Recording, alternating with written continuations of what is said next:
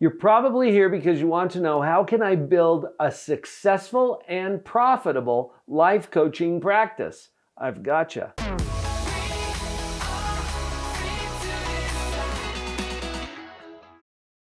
Life coaching has become so popular in recent years, and I think that there's a lot of reasons for that, but it's also something that requires some clarity about 7 specific areas that I'm inviting you to think about here today. Let's get into those 7. I'm Dr. Paul Jenkins. I'm a professional psychologist. I am fully licensed and credentialed to do everything that psychologists do, and I currently practice only life coaching, professional development coaching, family and relationship coaching. Now, I've gone to the coaching end for a lot of reasons. There's a lot of people in the mental health industry who realize that there's more. Think about your mental health for a minute on a spectrum or a continuum.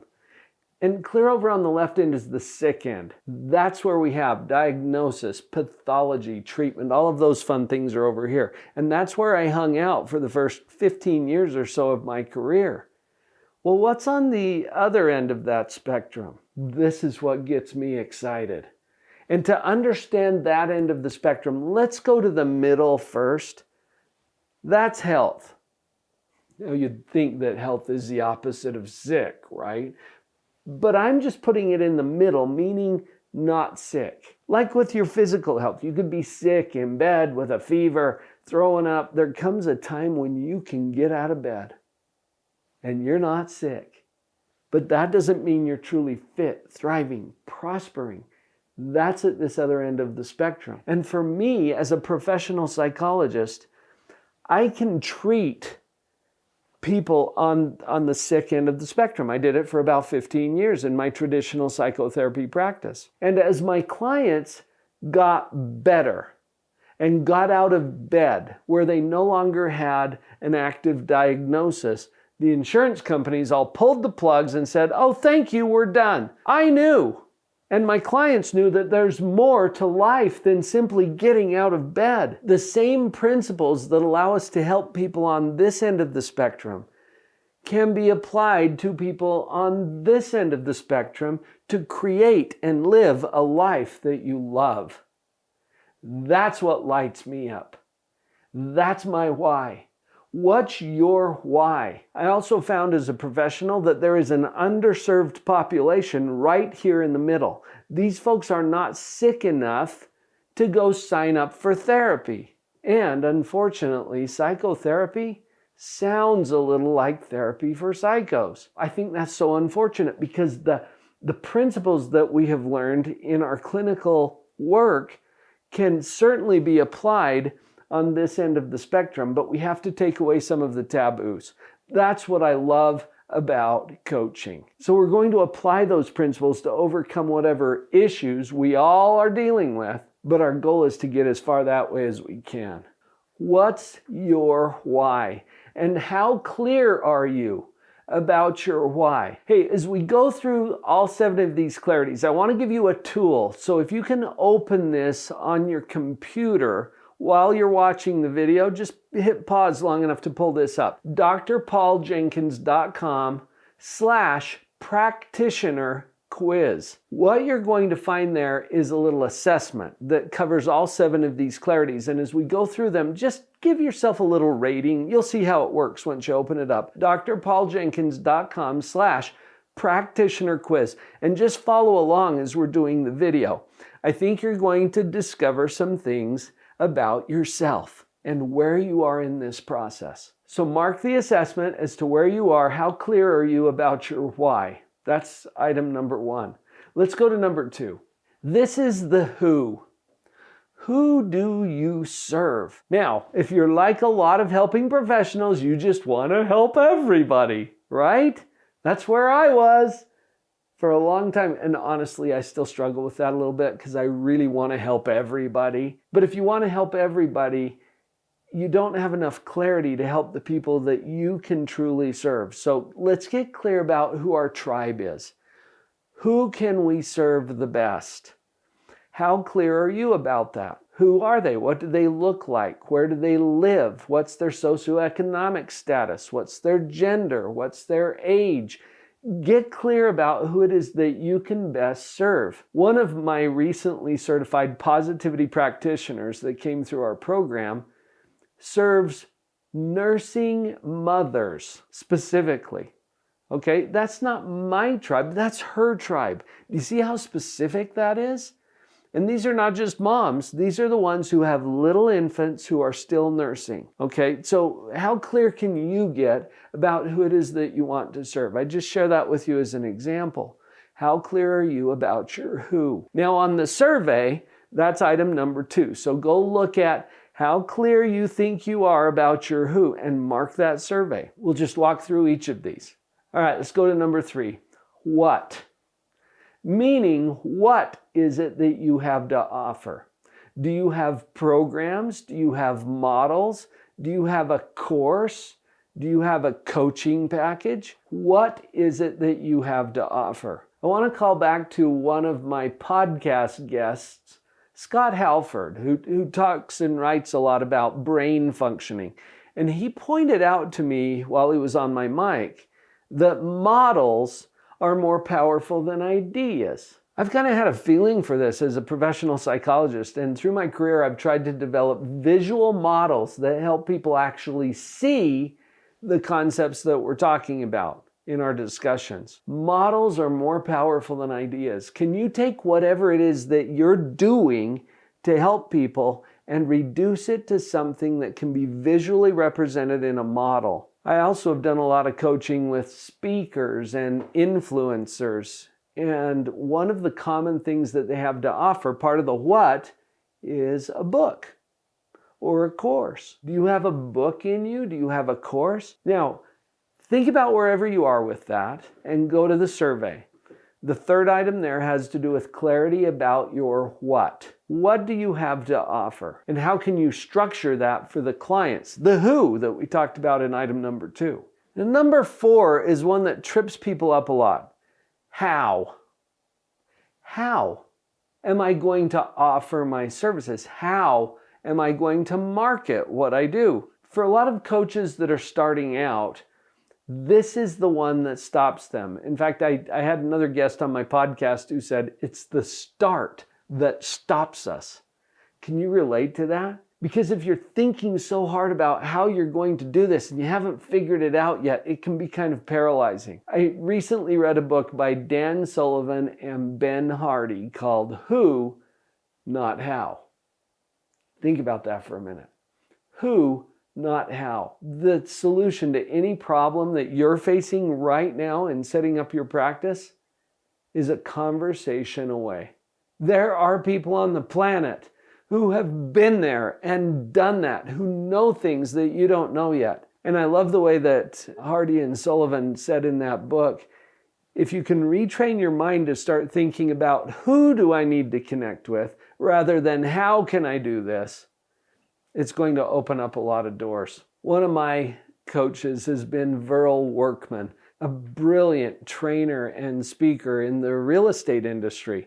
And as Verl was coaching me one day, he said, Paul, you gotta quit thinking about how am I gonna do all of this stuff and start thinking about how am I going to get this stuff done. Do you hear the difference? Instead of how am I going to do it, how am I going to get it done? Meaning who, not how. Who can I invite into my space or into my mind or into my workplace that has a solution for this particular problem? That's the how, okay? How clear are you on your how? Go to the survey, mark that item. That's number 4 on the list. And let's move on to number 5. When? Is this the right time for me? There are 2 things that I want you to consider when you think about the when of your services. There are reasons and seasons. Now, all too often our reasons become excuses. It usually sounds like, well, I would love to do that, but, and then your brain hands you like 5 or 6 different reasons why this is going to be hard or difficult or impossible. It's not impossible. I saw an email once where the signature line says, "Those who say something is impossible should get out of the way of those of us who are doing it." I love that confidence. All you need is one good reason to do what you think you've been called to do, what your purpose is. Remember, number one was why? The first thing you need to get clear about. So go back to that for a minute. Why are you doing this? And really, are we willing to let those 5 reasons become excuses and stop us from doing what it's our purpose to do here on the planet? That not only cheats you, but it cheats everyone you could serve. All of the who from number 2. Let's get out of our own way. The reasons, now let me talk about seasons. There are seasons in our life. I remember one of our practitioners in our last certification course was pregnant. She was waiting for her baby to arrive.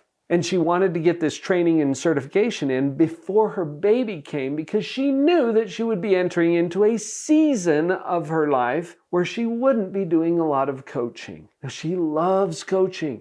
She's been trained and certified, I think, through the Life Coach School with Brooke Castillo.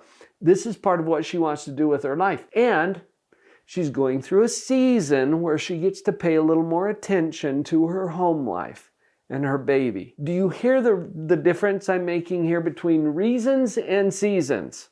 So let's look at your reasons. What are we going to do with that? Handle the considerations. It's always going to cost you something, at a very minimum, your time and effort, but often your money, to move forward and go to that level that you really are capable of doing. So handle the considerations on the reason side. And on the season side, honor the seasons of your life. There's nothing that says you have to put off things that are more important in order to do this. In fact, that would be a big mistake. You never trade down, you always trade up. Okay?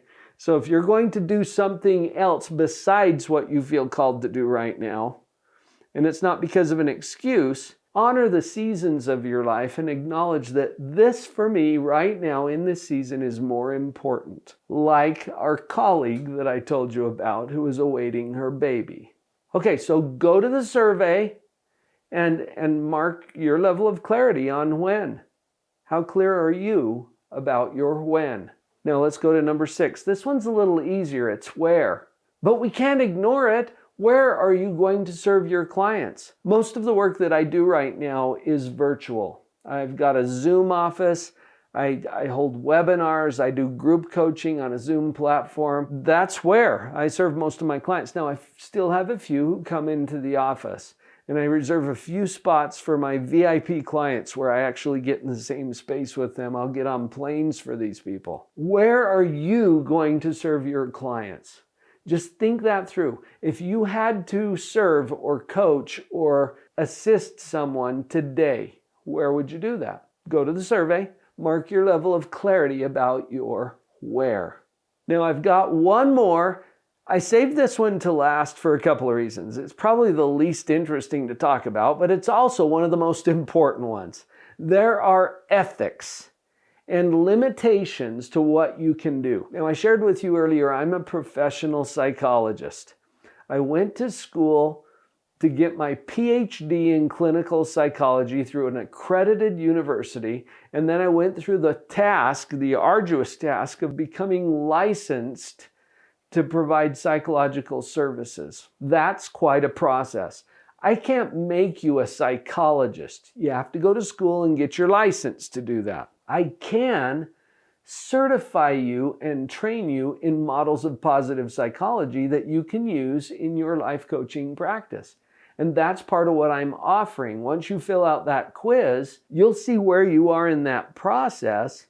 And I can help you through the programs that I'm doing to become a certified positivity practitioner. Now, there are limits to that because as a certified positivity practitioner, you can't do brain surgery. You can't do dentistry. You can't do plumbing. Now, unless you're licensed in those particular fields. But you see what I'm getting at? There are limits to what you can do as a coach. And I know people who have gotten into a lot of trouble for practicing without a license. Practicing what? Practicing therapy, for example, which is a licensed activity. So you've got to be clear about the ethics and the limitations. Here's another one. A lot of people want to go out there and use someone else's materials without their permission. That's not cool. It's called piracy, really, and plagiarism. I'm offering a license through the certification that I provide to use my models in your practice. But that's because I'm offering it. And you engage with me in a way that allows me to certify you and license you in the use of those materials. See, that's an exception to the rule of not using other people's material. Do not steal someone else's story. Do not take their models and use them as if they're your own. See, this has to do with the ethics and limitations around what you can do. How clear are you about that? Go to the survey. That's the last one on the list. How clear are you about the ethics and limitations? Now, what are you going to do with that survey? On the next page, you'll give me your contact information. Only do that if you trust me, okay? If you don't, then don't click submit. But if you trust me to help you in this journey, give me your contact information, click submit, and you will get immediate results. It will tell you what level you're on compared to other people who've taken the survey and what some of the next steps might be for you. You'll also have a chance there to engage with my team. If you want to have a private strategy call about how to take this to the next level, I gotcha. Just follow the form to get there. Thanks for listening today. If you can think of somebody else who could use this information, would you pass it along to them? I hope to see you again soon.